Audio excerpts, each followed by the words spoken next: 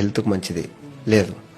తర్వాత మన రాజ్యాంగం ఉంటుంది కదా, రాజ్యాంగం గురించి ఎవరికి తెలియదు. మనం 7th, 8th, 9th ఈ మూడిలో మన రాజ్యాంగంలోని కొన్ని సెక్షన్లు తీసుకొని సిలబస్ లాగా పెడితే నీ బేసిక్ హ్యూమన్ రైట్స్ ఏంటి, నీకు ఒక చోటికి వెళ్తే ఏదైనా ప్రాబ్లం వస్తే నువ్వు దాన్ని ఎలా కంప్లైంట్ రేజ్ చేసుకోవాలి, సివిల్ కేసు అంటే ఏంటి, క్రిమినల్ కేసు అంటే ఏంటి, ఎవడికి తెలియదు. సింపుల్ ఏంటంటే మన దేశంలో నాకు బాగా కోపొచ్చి దరిద్రం ఏంటంటే, ఒక డ్రైవింగ్ లైసెన్స్ అప్లై చేసుకోవాలంటే నీకు ప్రాసెస్ ఎవడు చెప్పాడు కరెక్ట్ గా.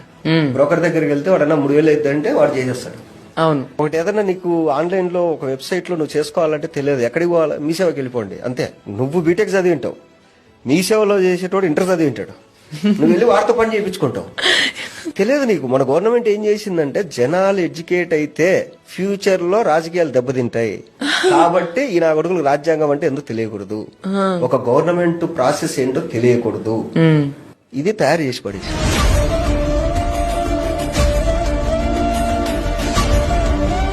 ఇప్పుడు చిన్నపిల్లలు ఉన్నారు, మీరు చెప్పినట్టు రేపు అటెంప్ట్లు అవి ఇవి జరుగుతున్నాయి. వాడికి 7th క్లాస్ నుంచి సిలబస్ పెట్టండి పోక్సో యాక్ట్ కింద, వాడికి చుచ్చు పడుతుంది.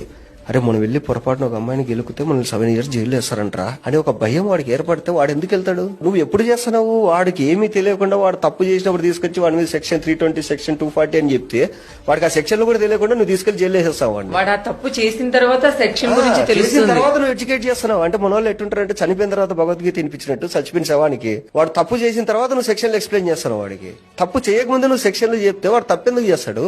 ఎడ్యుకేషన్ సిస్టమ్ లో ఫిజిక్స్ లో అలా అయింది ఇలా అయింది, సైన్స్ లో దీని షేప్ ఎలా ఉంటుంది, దాని అవి కాదురా తెలియాల్సింది.